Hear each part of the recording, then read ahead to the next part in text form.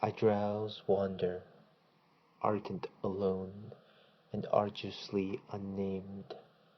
Wax lumen moon clocks in like a UFO nightlight. Nerves radio out, cursed moonlight impulse, and I scratch whittle the broken human barcode birthmarked against the back of my white-washed neck.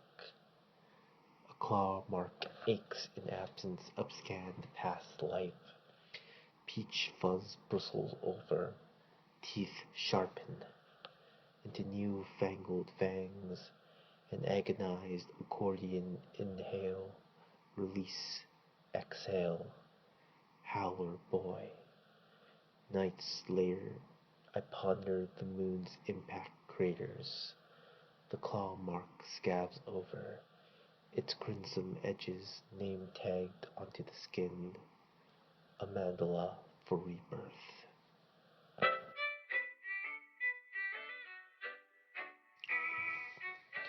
Welcome to episode 3 of Splice. I'm your host, Winston Lee. For those of you joining us for the first time, Splice is a podcast variety show divided into individual segments, each one focused on work of creative writing. Each episode revolves around a single theme. Afterwards, there will be a panel discussion regarding this afternoon's theme in context with each individual segment. The podcast is a joint project between the Kwantlen Creative Writing Guild, of which I am an executive member of, and Radio Free Kwantlen, Kwantlen's student radio broadcast station run by Kimberly McMartin. Before we reveal this afternoon's theme, I would, on behalf of the Guild and Splice, like to send our gratitude towards Kimberly McMartin and Radio Free Kwantlen for helping us set up the recording and for the long hours spent during the editing process. Finally, I'd like to thank all the Guild members whose feedback on each of the segments during the workshop process was invaluable. Our readers for this afternoon will be Shay Kennedy, Alice Kuntz, and Nia Masal. Tonight's episode is White Noise, the abandoned, the dreamers, and the exiled. These characters are both denizens and seekers of an asylum. Tonight's episode promises schism, but also the revelation and perception of how a sense of place shapes our identity. Prepare yourself, because an odyssey of lonely labyrinths awaits you, where light exists as a transient universe of cracks. Shay Kennedy is a student enrolled in the creative writing program at Kwantlen Polytechnic University. She has had an interest in writing ever since she was little and has always wanted to be an author, except for a brief period where she naively believed she would go into the sciences. That was corrected very quickly. She is currently in her 3rd semester of university and is greatly enjoying it. One day, she hopes to be a published author and screenwriter based out of her hometown of Kwantlen, BC. She has had a main interest in short stories and novels and is starting to become even more interested in script writing. She hopes you enjoy her work and thanks you for taking the time to listen and read them. My piece is called Truth Be Told, and I'll be reading an excerpt from it. Up to the point where I'll be reading, the two main characters, Emma and Madison, have been walking onto an abandoned property of the Eastfield Asylum in the town where they live. We'd read up on the buildings a little before making our way over here. Emma liked to know which places were worth her time and which could be left out. It helped her process move along more efficiently. "Let's start at the oldest one," Emma said, ignoring my comment and pointing to a few feet away at the far off red brick building where I could see the roof had begun to cave in. "Not saving the best for last?" I asked. Emma's face shifted into a mischievous smile, and she simply said, "That one isn't the best. Trust me, Madison." I frowned, but said nothing as she led the way down the hills towards the very first hospital ever built on these grounds. Other buildings rose up around us as we walked. They seemed to lean towards us, as if begging for our attention, to listen to what they had to say. 2 blue ones especially did this, their windows all barred as they strained away from the earth. Maybe it was simple human empathy, but I couldn't help but feel sorry for them. There used to be people inside those peeling walls. They'd probably stared longingly out of the bars, watching the world go by while they were trapped inside. The glass was gone from the windows now, but the bars remained. Were the patients still trapped inside? I shook my head, causing my purple bangs to fall into my eyes and repressing a shiver as I pressed on through a more shaded section. Had this main building been completely abandoned longer than the others? The files had said that it used to be the all-purpose one. Then they began building other wings, separating the more dangerous patients from the milder ones.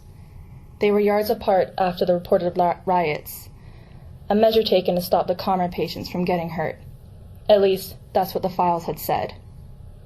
"It's creepy here, isn't it?" I said, wrapping my arms around my small frame when we came to a stop in front of the old structure. Emma scoffed and pulled her camera from her backpack. "It only seems creepy because of how quiet it is," she said, and gave me a quick kiss before beginning to snap pictures of the building. "Yeah, right. I know," I replied, playing off my genuine unease. While she worked, I measured up the old structure.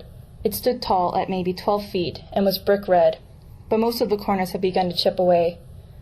The windows were all boarded up, likely from kids having broken them all long ago.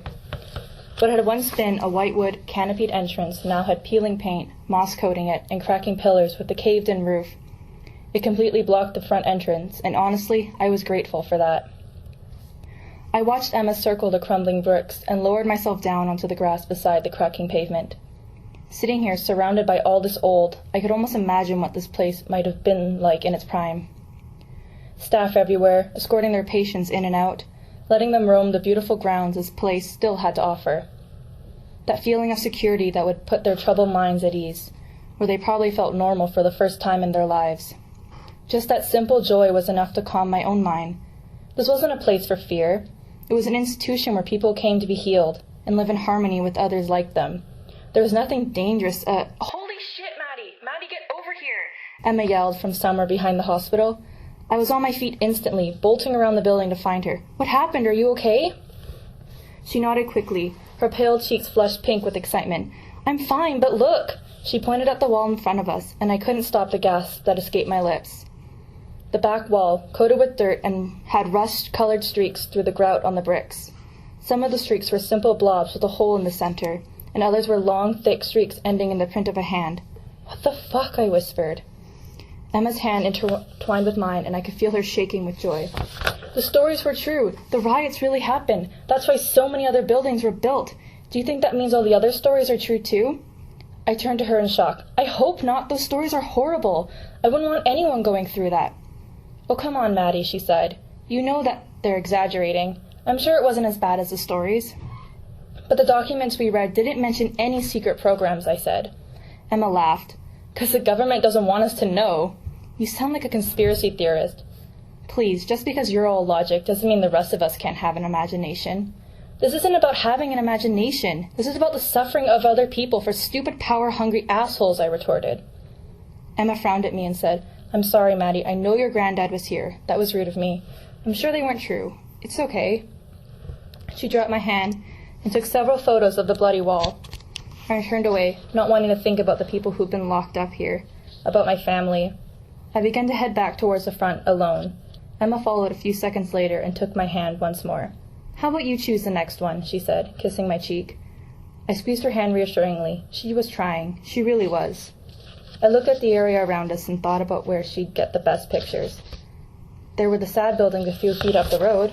Why not give them a little attention? That was Shay Kennedy reading from her short story, Truth Be Told. Alice Kuntz is a Lower Mainland-based writer in her first year of creative writing at Kwantlen Polytechnic University. She enjoys regular vacations in fantastical other worlds. Her hobbies include witchcraft, sewing, and naps. She's an avid fan of anime, baking, and webcomics. You can usually find her procrastinating any and all responsibilities with the aforementioned activities. Seeking and escaping. Gale took a deep breath and began. It was a dark and stormy night. It's always dark and stormy here. You're going to have to be more specific than that, Wendy interrupted. Gale sighed and his shoulders slouched. Wendy, please. It's my story, too. I want to make sure you tell it right. I would be if you didn't constantly interrupt me. Wendy held her arms up in surrender. Gale huffed. Thank you. Now, it was a night like all the others. The wind howled against the plexiglass windows. Wendy stared at the tiny, dark frame, rain smattering against the other side, almost silent against the harsh gusts. Wendy, it's your turn. Oh. She turned back to the room. White walls and beige furniture occupied by patients even duller looking than their surroundings. She shuffled the cards in her hand, staring at the wood patterns on the table too long, trying to remember what game they had even been playing this time. Let's call it quits tonight. You aren't into it today. Gale took the cards, shuffling them all into a pile. No, just... Sorry, she sighed. Gale watched her and frowned. He pushed back the short brown hair over his eyes. What's going on, Wendy? She took a deep breath, twining her fingers into her hair. Do you ever think about leaving? Leaving? Yeah, leaving. Gale stared at her. Wendy, you can check out any time you want. You checked yourself in. Wendy shook her head. No, that isn't what I meant. Gale frowned in confusion. But if you want to leave, all you have to do is check yourself out. Wendy sighed. I don't mean go home. I don't want to go home. Wendy, I think you need to just explain to me what you mean. She sighed. I want to leave here and not have to go home. I want to be somewhere else.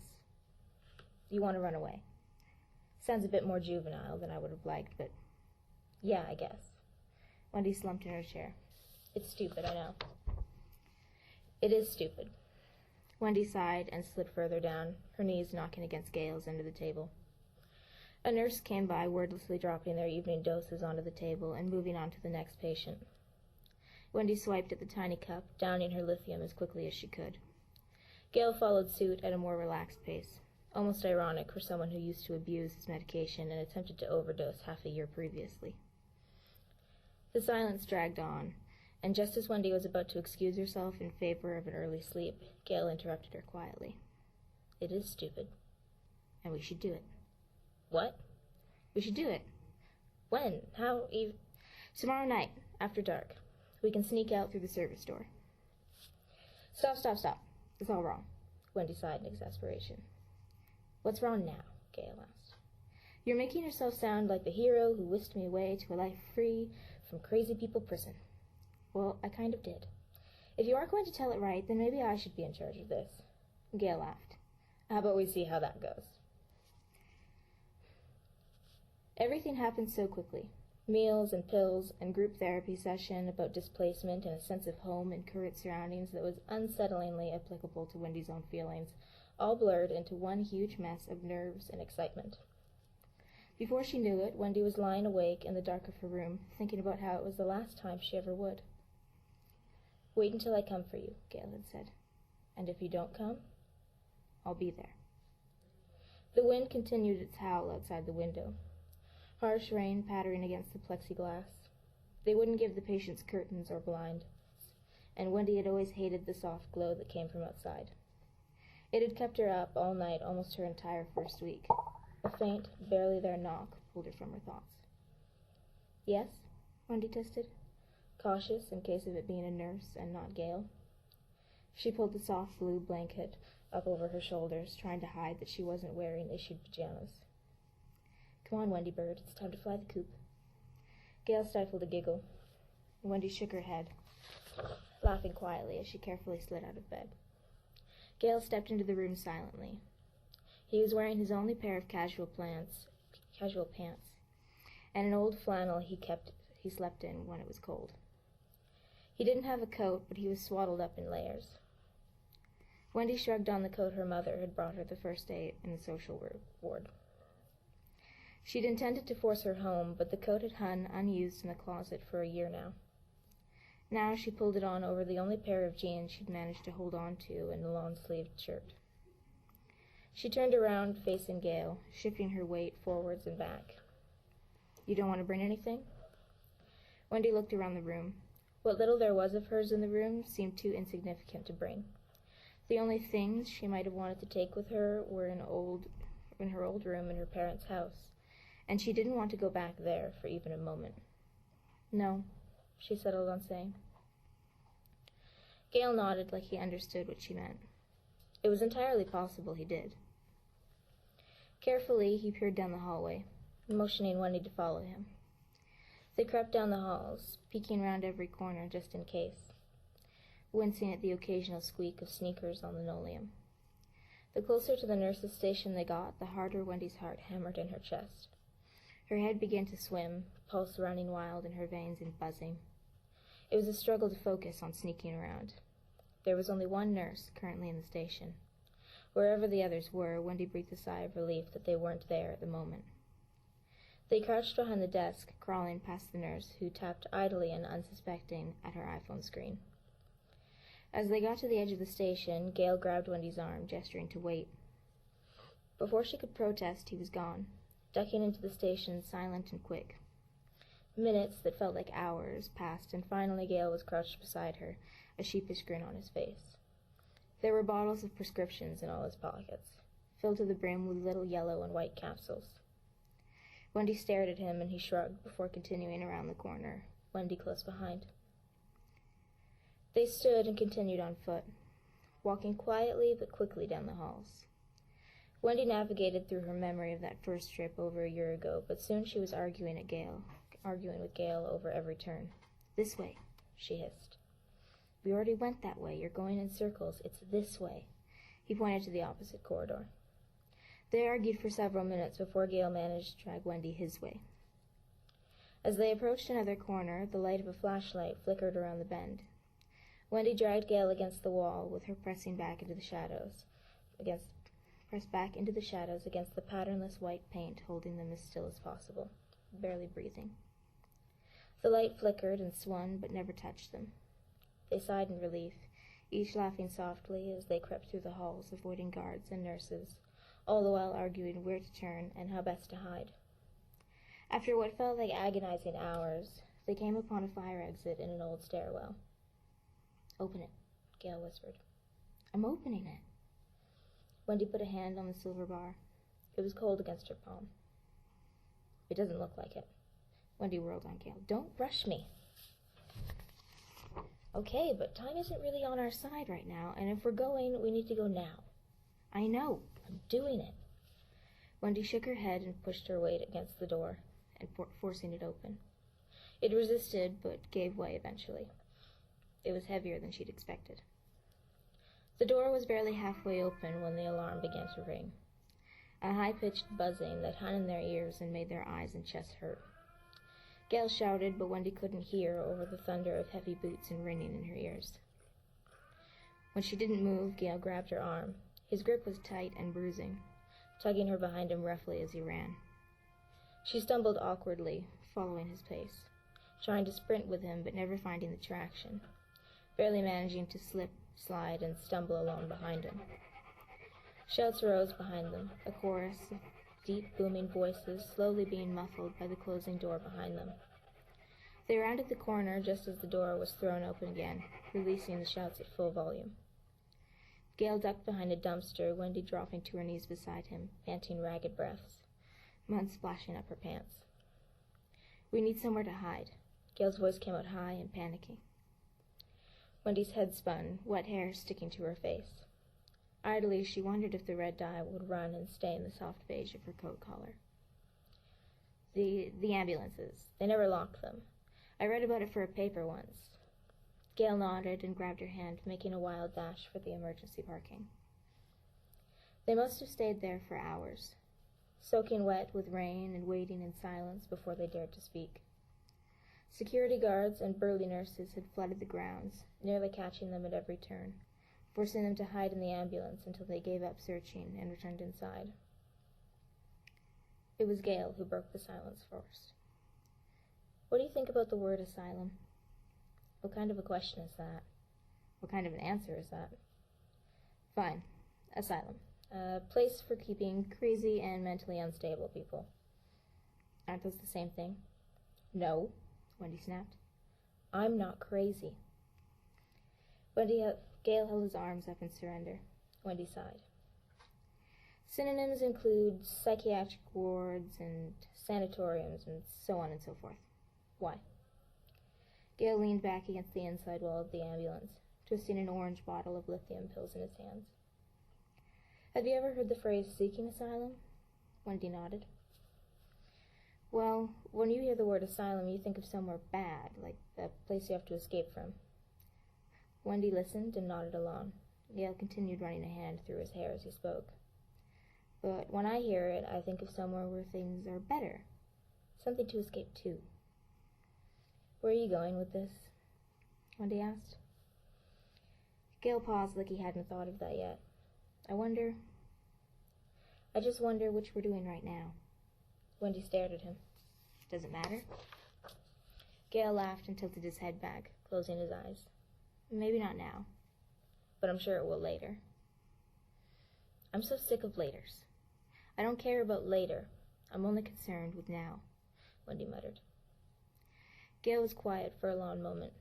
Faint shouts echoed in the distance outside the ambulance doors. She expected him to retort about how that was a terrible plan for her future, but he didn't say anything and put the bottle of lithium down carefully in front of him. Want to keep playing? He pulled the previous night's deck of cards from his pocket. Wendy nodded and he began dealing the cards. I don't remember what game we were playing, she admitted, staring at the cards in her hand. Gale moved one card from one end of his hand to the other. Neither do I. That was Alice Kuntz reading from her short story, Seeking and Escaping. Neela Masal is a creative writing student at Kwantlen Polytechnic University, where her writing has been published frequently in the school's literary and arts magazine, Pulp. She hopes to meet Steve Martin in the future. I thought we parted ways. I've been staring at these walls for hours. Decided to wear a green dress to celebrate. It's been a week since I've seen you. You insist the dress is gray, the walls gray, my skin gray. I live in a small room, 6 by 8. I thought that once you left, I'd see doors, a large window with a sill, a mint plant maybe. I see no openings. Blue lights blind me in my sleep. I can't make out faces. People who I used to know merge and melt with white. I can't make out faces in my dreams. I can't see you. That was inspired by the work Untitled by Safwan Dahu. A woman of Iran. I'm repression in this country, but my country is not a cemented ground, gray and uniformed. It is a flowing yellow floral hijab that frames my face, my faith.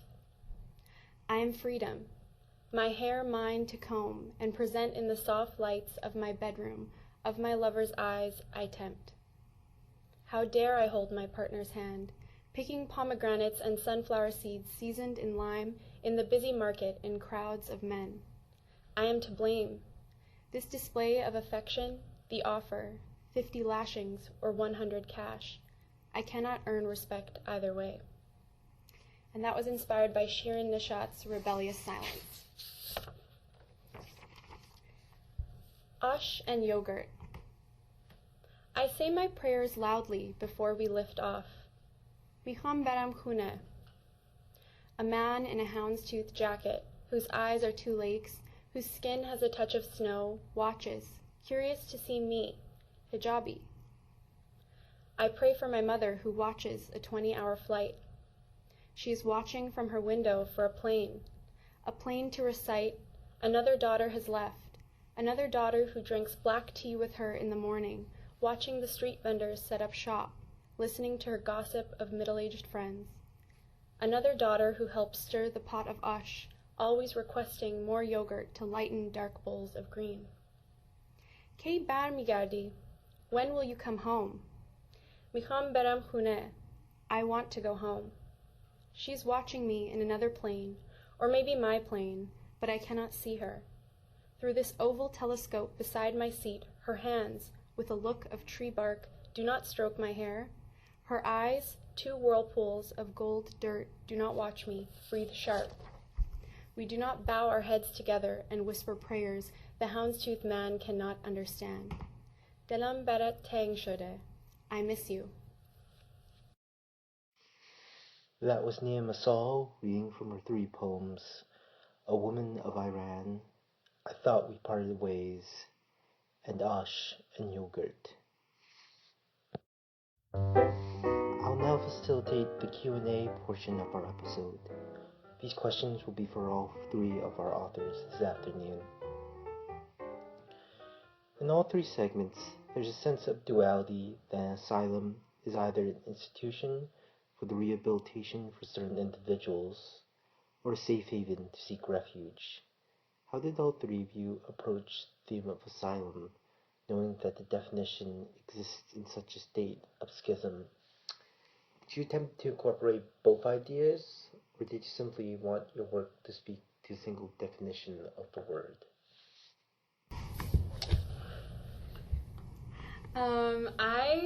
I thought of like both of those definitions, but I also felt like if you don't like look at the literal definition of asylum, sometimes I think of it in a negative light too, as in like I think of like mental hospitals or like or jail cells, even like places like that.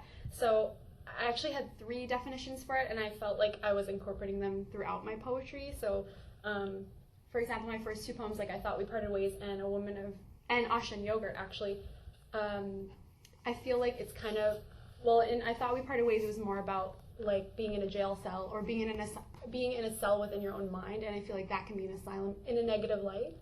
But I also felt in Ash and Yogurt and A Woman of Iran, you can find a peaceful asylum or like a positive asylum in places that you would think are negative. So like in a repressive country as Iran, or like in a like Islamic religion that is so viewed as negative, it's actually like a safe haven. So that was my, yeah. For my piece, I started out with like the more, I guess, known definition of asylum, or what people generally think when the word comes up. And then as I was writing it, I realized, okay, yes, you're writing about a mental hospital, but back then, like for these people, it was supposed to be a safe haven. So I tried to incorporate that as well into my work because it became both in the end. I went with the first thought I had, which was a mental institution for the mentally unstable and crazy. Not always the same thing. But then it was pointed out that it didn't necessarily mean that. And so I thought, okay, well, a cameo then.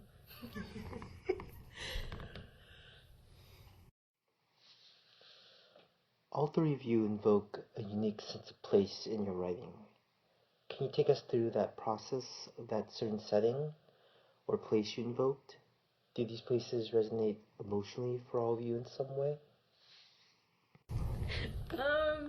So I, like all through my poems, I feel like I had moments in time or some kind of connection to my parents in relation to them. So, like my parents were refugees and they were in jails in Iran, and you know they went through a lot of difficult things. So I felt like I Thought We Parted Ways and A Woman of Iran kind of related to those places and also those those locations and moments in time where this was kind of like a negative space. But I also have really positive moments and memories of my parents and like of my religion and of just my culture, and that's where like Ash and Yogurt came from, where it's that longing for that culture, for that moment, for that place, because it just brings me fond memories. So for mine, I based the Eastfield Asylum buildings and the property off of a river view, which is really close to where I live. So I've seen the buildings a lot. I've been on the property before. So, and it's not something that you can just like be in a place like that and then not remember almost every single detail. It just kind of sticks with you, and really did inspire the story. It has nothing to do with the story because I don't know anything that happened there, but the buildings are all based off of the buildings there. I based the setting of my unnamed psychiatric ward on the psychiatric ward in the Abbotsford Hospital, which is a very boring place. Everything is beige. If you hated beige before, you definitely hate it now. Alright, okay, I think we're going to skip the third question because you basically already answered the first question, so we'll just go to the final question. Finally, let's end the Q&A on a note about the fractured definition of this afternoon's theme. Do you believe that both ideas of rehabilitation and sanctuary complement each other? Or are they reverses of one another when we talk about asylum? I think it can, but I feel like nowadays it's not. When I think of rehabilitation, I think of, yeah, okay, you can think of like rehab, but I mainly think of prison. And I think that we use rehabilitation in prisons and, prisons as a blanket term for abuse and neglect. And it's not a place where you're actually rehabilitating or relearning or, learning. It's a place where you're kind of stuck in an environment that is negative and it doesn't make you grow at all and it doesn't make you learn. So I feel like it's kind of misleading and deceiving. I didn't know before, but until a couple years ago, that asylum had a term for that was a term for sanctuary. I always knew it isn't in its negative connotation because that's just what I've grown up in. No one ever said anything otherwise. And when I found out the other side of what it used to mean, I was really confused because it didn't make sense to me. I learned it in French class one time because they were saying sanctuary in a video we were watching, but they were saying asile, which is asylum, and I was like, that makes no sense. Why are they asking to be in an asylum when they're asking for sanctuary? And so I think a lot of people just don't put the positive connotation on it, and that's really separated what this word used to mean. And so we've had to think of a new word for that idea. Yeah, even when people have to leave a country for a certain reason, they're seeking asylum. Mm-hmm. But that's the only time when I think of it, and I'm just oh, that's positive because they want to escape. But otherwise it's just not there. Yeah, I think pop culture has definitely swallowed that word. Yeah, for sure. It does. No one really thinks about seeking asylum unless you are seeking asylum, and then you're like, oh, asylum, crazy people jail. Mm-hmm. It's kind of sad, actually. It used to be such a good word for everybody, and now it's no one wants to be there. It's true.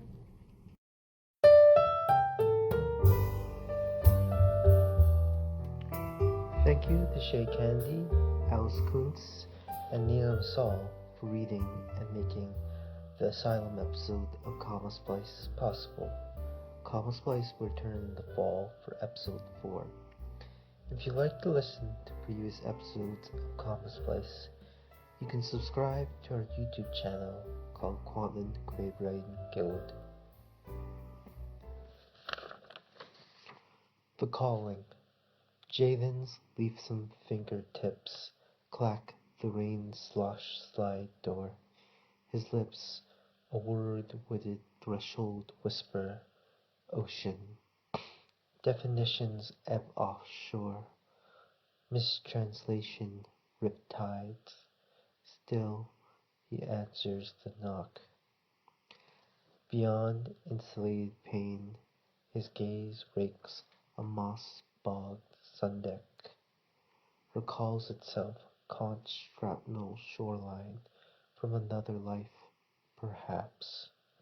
Midday New Orleans rainfall smacks reclaimed driftwood door panels like footfalls. Flight of shadowed veneer stairs.